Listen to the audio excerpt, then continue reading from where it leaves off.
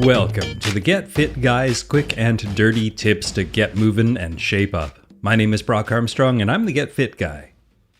Over at a website called Nutritious Movement, it says this: around the globe, people are waking up to how many of our ailments and illnesses can be attributed to our deeply sedentary habits. People have been told to move more and move better to resolve their pain or decrease their risk of certain ailments, but they're not sure where to start. And that is exactly where people like my guest on today's episode, biomechanist and author Katy Bowman, come in. Katy is an internationally recognized biomechanist, author, and science communicator with both the skill and the passion for reintroducing movement into people's everyday lives.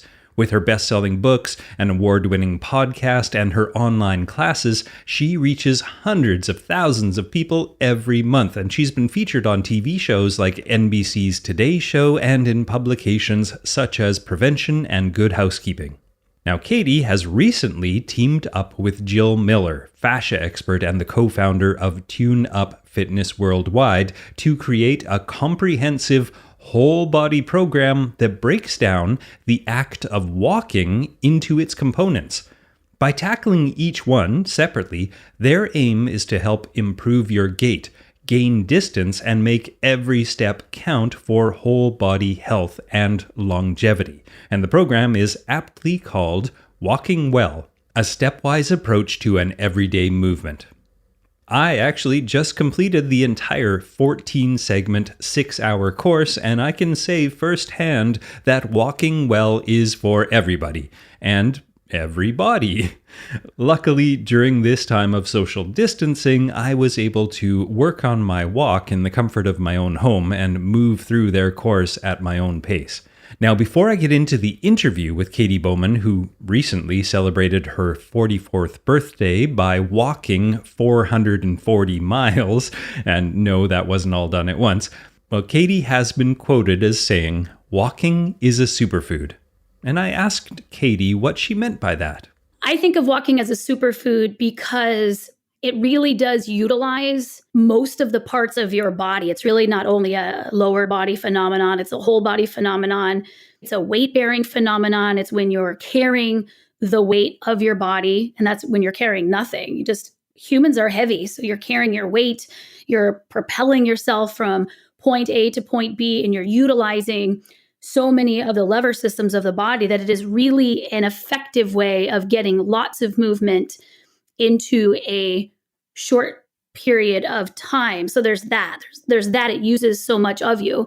And it's also a really great movement for getting other things done besides just the movement. You can connect with other people on foot. You can run errands. You can get a lot of the other tasks in your life done. So it allows you to sort of layer more movement into your life. That way you don't have to step away from your life as much. So it's nutritious. I think of movement in the same way I think about food. Is nutritious because it's nutrient dense, meaning it moves lots of parts of your body. And then it also allows you to layer lots of experiences upon the movement that you're getting. So it allows you to not only have a period of time in which you're exercising, it's a period of time in which you can be checking the exercise box, but also checking your friendship, relationships, work, other to-do list things. So it's just a nutrient-dense approach all around.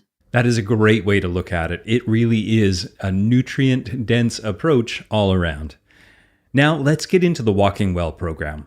The Walking Well program is divided into 6 sections that each focus on a key topic. So, you know what? I thought it would be fun to go through each of the 6 sections and get Katy to explain each one's importance and then give us a simple exercise that we can do at home right now.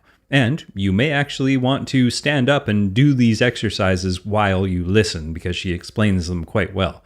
Let's start with waking up the feet. Why is this important?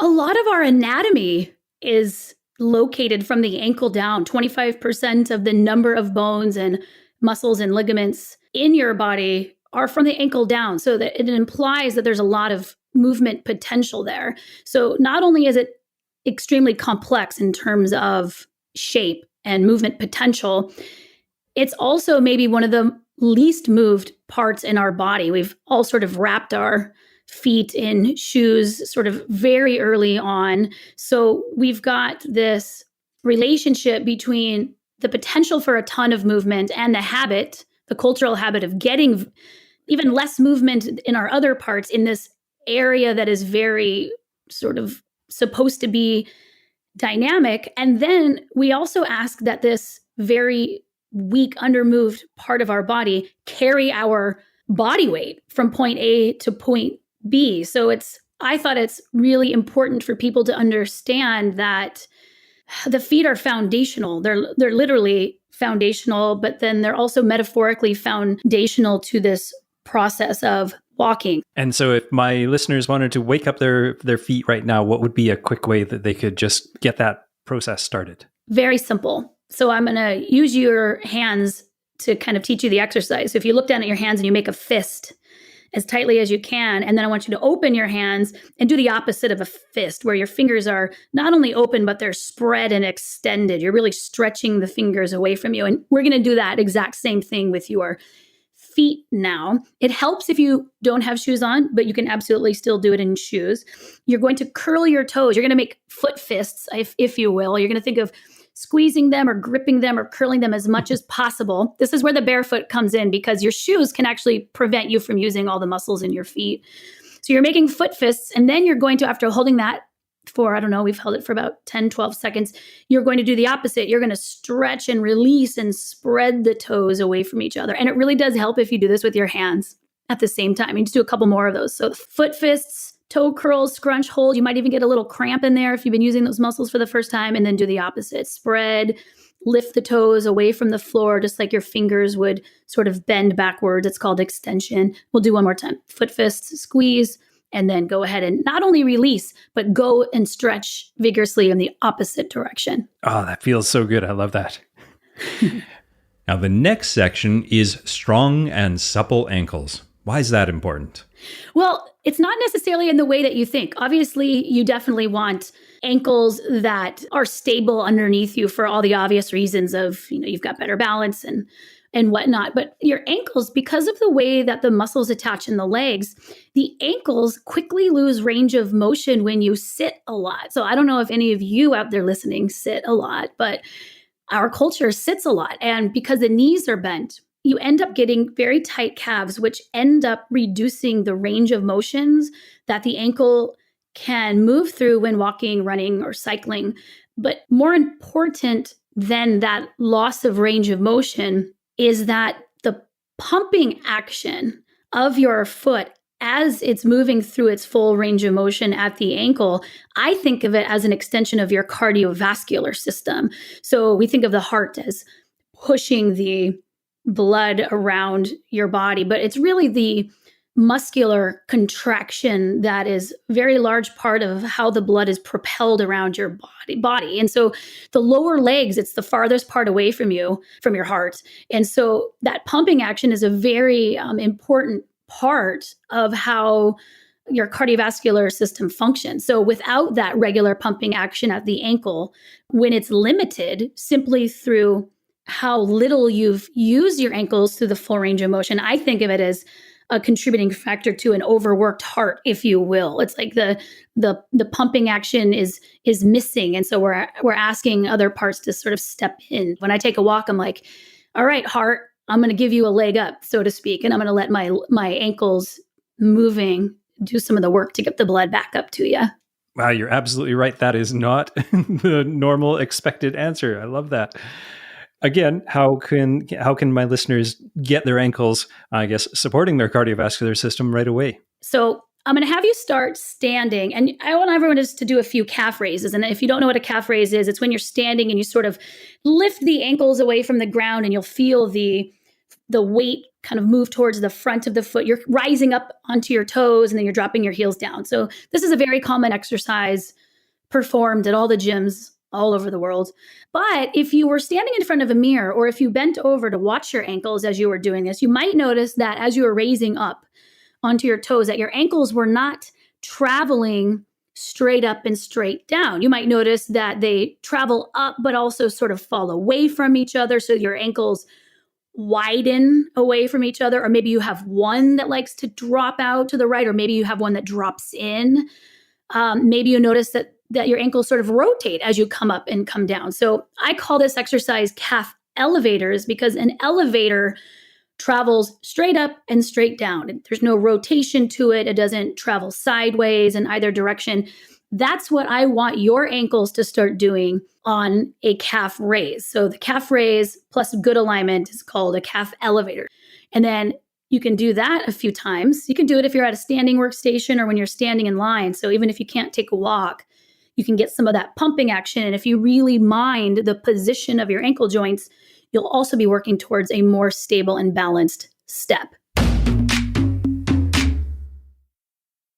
And on to number 3 and 4, the supportive stance leg and the swing leg spectrum. Why are these important?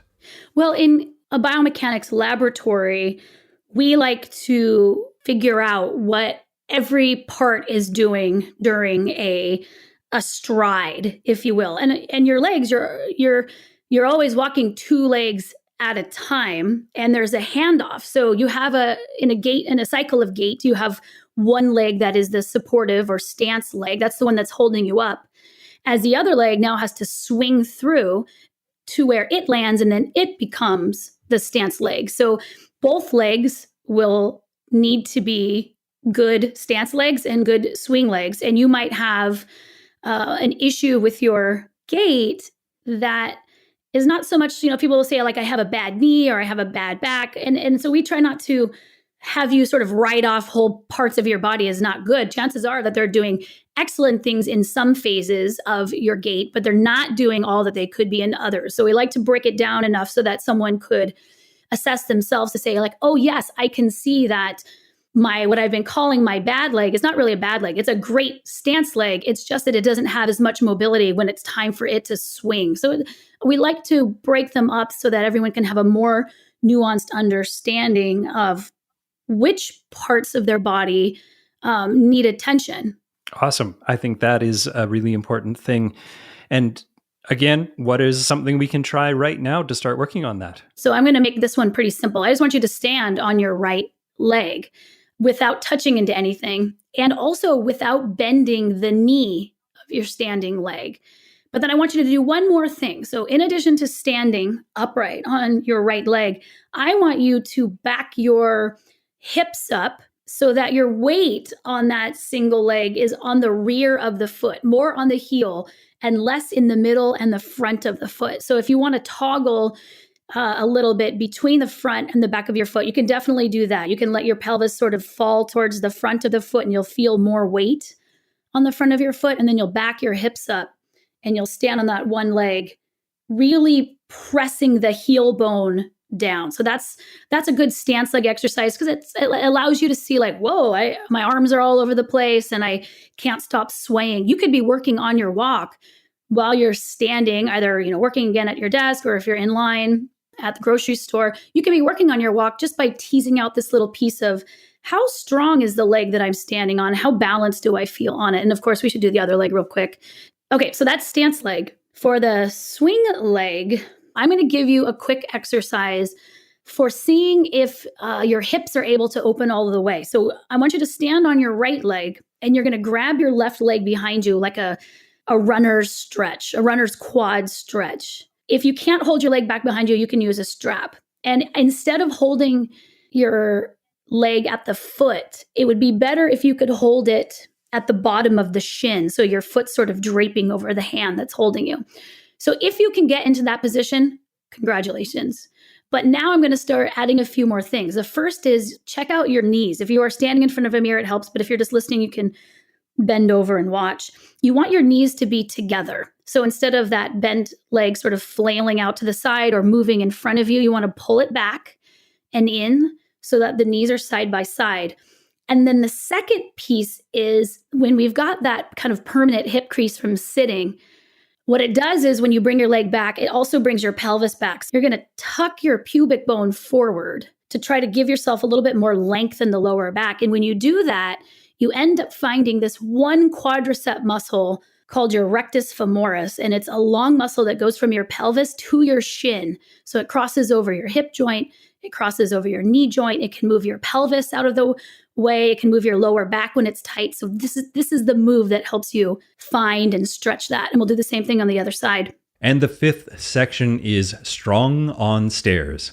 Why is this one important? Well, hills and stairs, they're a part of our daily life. And when these become challenging, especially when the knees and hips can't tolerate going uphill or downhill or upstairs or downstairs, it really limits where we can go and what we can do. And what exercise can we do to get stronger on stairs? So whether it's going up or down the stairs, a very simple exercise that you can try, even if you don't have stairs, even if you have steps just up into your back porch, you're going to slow your uphill down and you're just going to step with your right foot up onto the steps.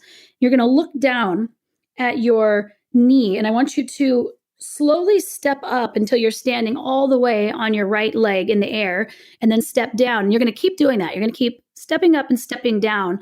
But that's not the most important part. The most important part is that as you're looking down at the knee, as you step up and down, you don't let the knee drop in towards your midline or out away from your midline. So just like the calf elevators, we really didn't want our ankles wobbling right to left as your ankle joints moved up. As your pelvis moves up the stairs, you don't want your knees sort of dropping in and out. That ends up using much more of the sides of the knees than what's required. And what you'll find is you have to use quite a bit of hip musculature, whether it's on the outside of the hip or closer to the inside of the groin, to hold your knee there, which is great because it means that you're using more of your legs on the stairs. You can repeat that same thing on the other side. Okay, and number 6 is another sort of unexpected part of the body that we don't necessarily think about being part of our walking, and that is our core and our shoulders. So how do those get involved in walking?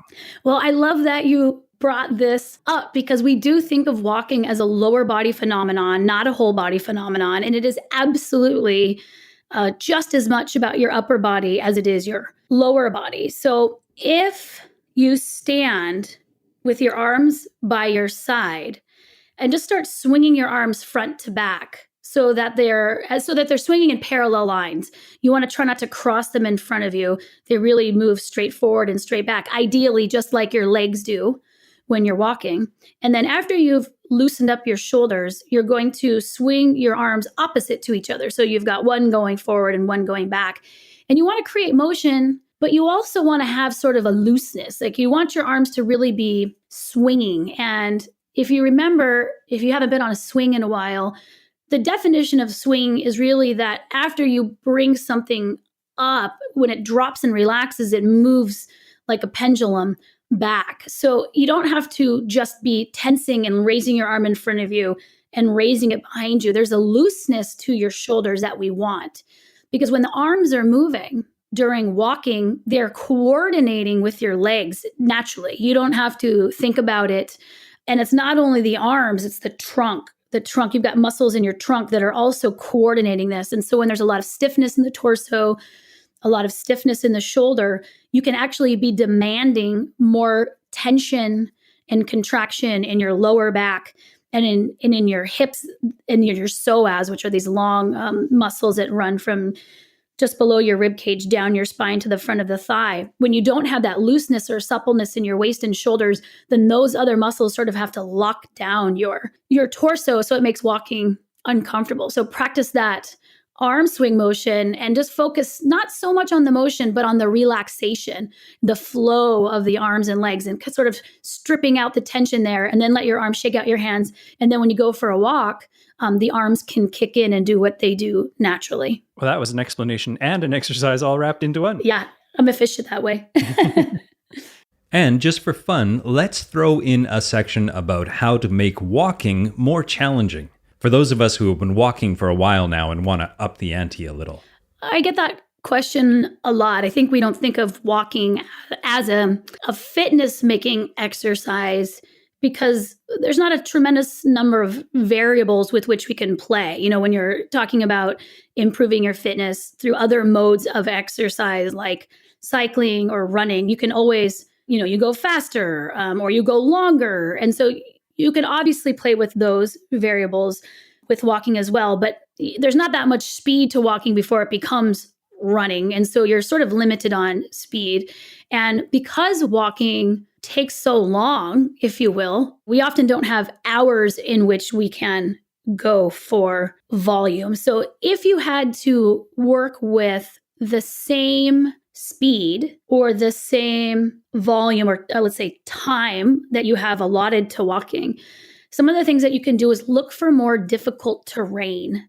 So if you're always walking the same loop, see if there's something close to you or available to you that offers more hills, more complex texture, or what I just call lumps and bumps. If everything is very smooth and hard, it's going to be hard for your body to develop its ability to move more parts while walking. So you want to walk on the grass just to the side of your regular sidewalk walk. Or if you have the opportunity to go to a park, see if you can find a loop that's the same distance that adds some hills and some things that require balance and you stepping over, varying up your step a little bit so that you are digging into some of the complexity of walking that isn't triggered or it's not teased out when everything that you walk on is flat and level and smooth. So those are pretty artificial surfaces. So you can play with terrain and texture, and you can also play with carrying something while walking. So that could be, for ease, it could be simply loading a backpack. That could be a grocery bag. You could think about like walking to your grocery store, or if you have a farmer's market. It doesn't even have to be within walking distance from where you live. You can just park shy a mile of those places and walk in and out carrying that load. And you will experience what it is that I'm talking about, which is the increased oxygen demand and strength and muscle use when you start adding a load to the exact same mileage and speed that you were doing before. All right. I'd like to thank Katy Bowman one more time for this deep explanation, and I hope you now agree that walking truly is a superfood. Now, if you want to try out the Walking Well program, you can go to tuneupfitness.com, or you can go and read and listen and watch and learn from Katy at her own website called nutritiousmovement.com. And don't forget to tune in next week to the Get Fit Guy podcast, because we're going to talk about kettlebells and how to use them, when to use them, and why you might want to use them. So you don't want to miss that one. Now, my name is Brock Armstrong. I'm the Get Fit Guy, asking you, what are you waiting for? Go walk well.